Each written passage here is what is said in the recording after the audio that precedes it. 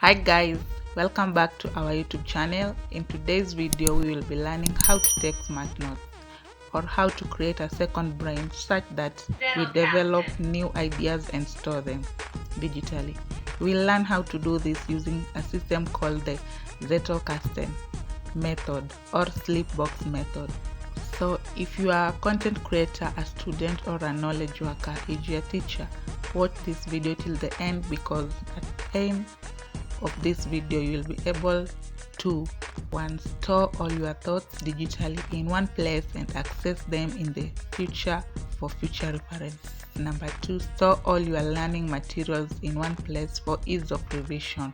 3, will help you generate in-flight videos ideas if you are a content creator. 4, produce thoughtful content and stand out from the crowd. 5, convert your thoughts into JSON data and present them in an elegant manner, the same way big data is presented. 6, package your thoughts, your notes, and sell them. 7, store every inspiration idea in a simple system with ease of access. In our daily lives, we heavily interact with the internet. In today's era, everybody on the internet is a creator and is generating a huge amount of data. The amount of information generated daily is so massive for our brain to comprehend. We are bombarded with a lot of information daily, from TikTok, Facebook to YouTube videos, among many others, such that we forgot about what we learned in the past. This is a normal thing for humans, which is well explained in the theory of the forgetting curve.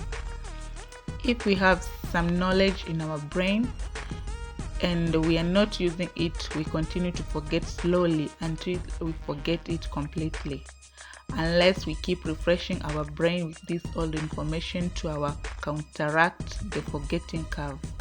This is why we should use the Sleepbox method to easily jog our memory and escape the forgetting curve.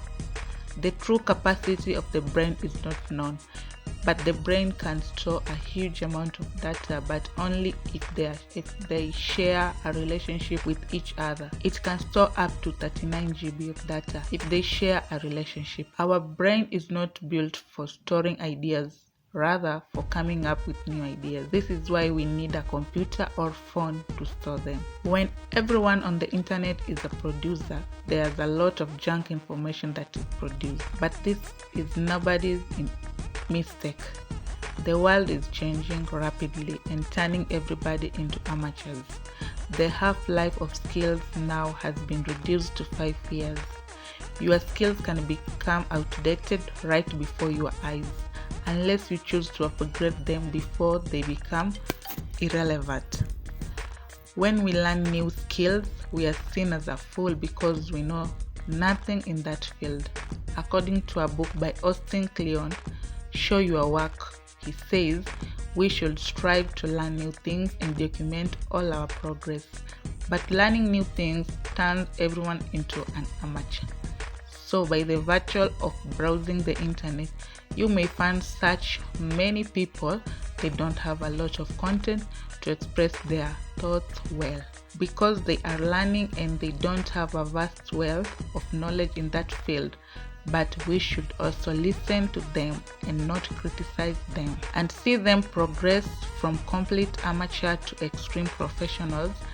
But good thing, if you are learning on the internet, you are taught one thing by a million people. The internet is a remix culture. This is what Tara Dichi stated. Whatever you upload on the internet, someone else will copy it and remix it no matter what. But this is not a bad thing, because when you are learning a new thing, you'll find a lot of material for free to learn from. Humans love to see progress, especially when it's done in public and it's well documented. Also, when you learn from an amateur, it is the best thing you can get, because he or she has found simple ways of explaining complex stuff. But this puts us in a terrible position where we are supposed to learn from amateurs and professionals without bias. But how can we pick relevant relevant information and discard irrelevant one. With all this abundance of information, how can we learn effectively and store all relevant information in the system we can easily access and refer to it in the future? In the age of the internet, everyone is a creator, but how can we produce well thought out content and stand out from the crowd and avoid chasing clout? How can we produce well thought out content that doesn't age with time? Here comes the Zettelkasten method or sleepbox method. But first, what is Zettelkasten? Zettelkasten method or sleepbox method is a process of note-taking and personal knowledge management system. It was designed by Nicholas Lohmann, a German sociologist who published over 40 books and 1,000 scholarly papers. His work was published even on his death. He did all his work with no computer, but with pen, paper, and a lot of dedication. With his system, he was able to learn complex stuff for a period of over 40 years. His method was slow, but it changed the way we read books and synthesize information. He will read twice, then write a note on what he has understood. He will write what he has understood with his own words so as to keep original stuff as truthful as the writer wrote. So this method inspired the writer of the book, How to Take Smart Notes, and by virtue of browsing the internet, I came across this book and further researched it. That is why we have this video. I was researching a system on how can I keep all my creative work in one place. I tried using Notion, but it seemed I'm still not yet ready to use it. That's why I tried using another app called Obsidian. It is a simple app and easy to use since you are writing notes using Markdown language. Since I was using GitHub, which also uses Markdown language, it was easy for me to pick up. Also, since Obsidian doesn't have cloud sync, I use GitHub as my cloud storage. So this is my thought process, which is inspired by Zettelkasten. Nicholas Lohmann stated that you can't think without writing. Thinking is writing. When you write, you organize your thoughts. Nicholas collected his thoughts in the following manner. First, he had a place for storing fleeting notes and permanent notes. Okay, let me explain what are fleeting notes.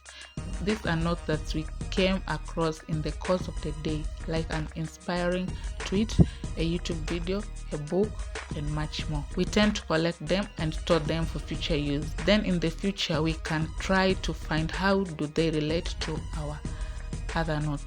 If we find a relationship, we move these notes to permanent notes. What are permanent notes? These are notes which are stored for future reference. When you have finished searching for ideas and store them as reference, when we do, we will tend to develop a specific knowledge not taught in school. And we find a combination of things that are not supposed to be combined, because there's power in combining strange things. Imagine going to the circus and you see a bear, but what will be more interesting is seeing a bear riding a unicycle. There's a strange power in combining things that aren't supposed to be combined. For a good example of this power, check how James Journey combined his acting skills, scripting skills, and video editing skills. He used his skills to package a book by MJ DeMarco into a highly successful video. But the strange thing is the writer has a YouTube channel, but he has not been able to reach such a massive audience. That video also heavily influenced me on how can I create wealth. I can do this by producing value for you, our subscribers.